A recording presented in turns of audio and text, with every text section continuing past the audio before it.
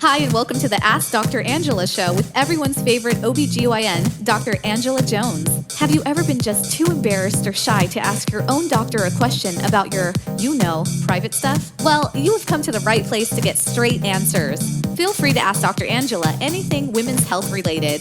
OBGYN, she keeps it real. Pregnancy, she knows what you're expecting. Whole body health, just ask. Dr. Angela has you covered, girl. And now here is Dr. Angela. What's good, people? This is Dr. Angela, everyone's self-proclaimed favorite OBGYN, and I would like to personally welcome you to episode 39 of the Ask Dr. Angela podcast. So what's going on with everyone? It's like super gray and rainy here in Jersey. It's a really good day to just lay in bed, watch some movies, all that jazz, but of course, that's not how I'm spending my day. I'm on call, and it's been a crazy one. But when is it ever not a crazy one? Anyway, I've got some really exciting news to share. I was interviewed by Parents Magazine about a week ago, and I'm going to be featured in one of their articles, so I'll let you know when that goes to publication. The great thing about it is that just when you don't think anyone is listening or reading, they are. So I'm super, super, super excited about that. Let's jump right into today's topic. What to expect at a routine OB visit. Initially when I see you all at the OB visits, i.e. first trimester, you don't see a whole lot of me. You see me like every month, once a month, every 4 weeks or so. And when I do see you, those visits are kind of dealing with the usual. How are you feeling? How are the symptoms of pregnancy, the nausea, the vomiting? Are you starting to feel anything yet? So it's just a general opportunity for us to make sure that we review all of your labs, first trimester screening, if you opted to get those things. And, first trimester screening, those are the tests that we offer that screen for things like Down syndrome or any of the trisomies, specifically trisomy 13, 18, and 21. Once you hit the second trimester, we start again inquiring about things like fetal movement, getting you set up for your anatomy scan, which typically is between 18 and 20 weeks.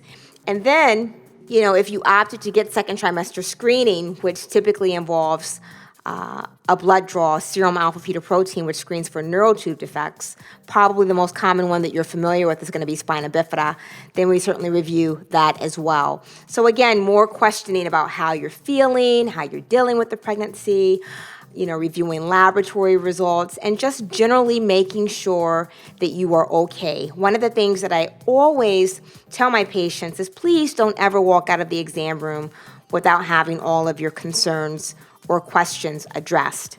And then, during the latter part of the pregnancy, once we start getting towards the third trimester, there's always going to be that review of vital signs. Even in the second trimester, vital sign review, asking about fetal movement, and just general questions. Certainly some of the big things that we screen for or elicit questions about are going to be signs or symptoms of preterm labor. Any abnormal discharge? Is the discharge thinning?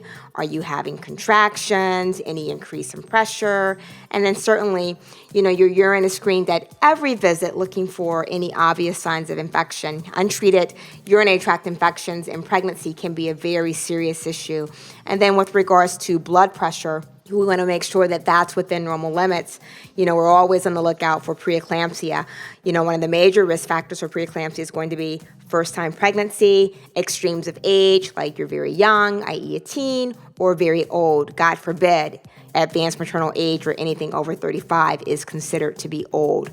Just make sure that at each of your visit, you are having your questions addressed. That's like the take-home message that I have for all of my patients. Make sure that if you had any labs that needed following up on, that you review those things. If you're feeling things or uncertain about things, whether it's medications that you are allowed to take or not allowed to take, please, please, please make sure that you bring these topics up. A lot of my patients bring in, their pregnancy journals where they write down all of the questions that they might have because, during pregnancy, you get that pregnancy brain and you just forget everything.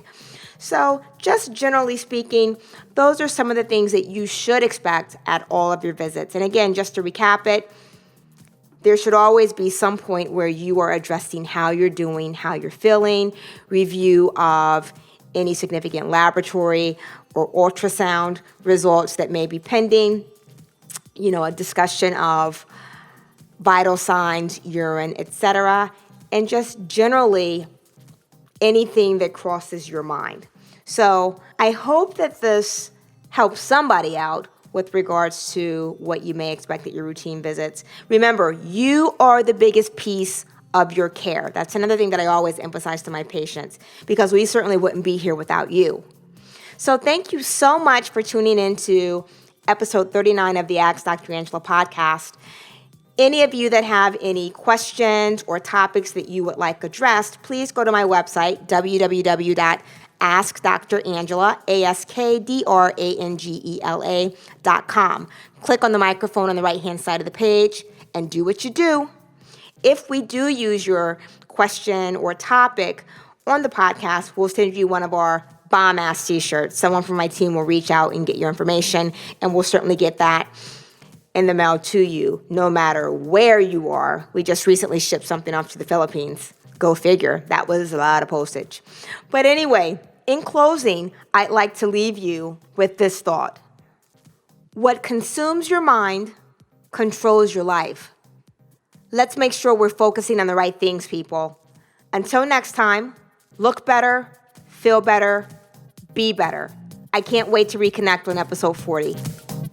Thank you for listening to the Ask Dr. Angela podcast. For more information on women's health and the show notes for this episode, please visit Dr. Angela at www.askdrangela.com. While you're there, don't forget to leave your own message for Dr. Angela. See you soon! All of the information provided and discussed in this podcast is for educational and informational purposes only and should not take the place of consulting a physician. This podcast is not intended to diagnose, treat, or cure any diseases or illnesses and does not and should not replace treatment for a medical professional. Listening to and participating in this podcast does not create a doctor-patient relationship between you and Dr. Angela Jones. If you need medical advice or assistance, you should consult a physician. Listening to and participating in this podcast is subject to the terms and conditions posted at drangela.com/terms.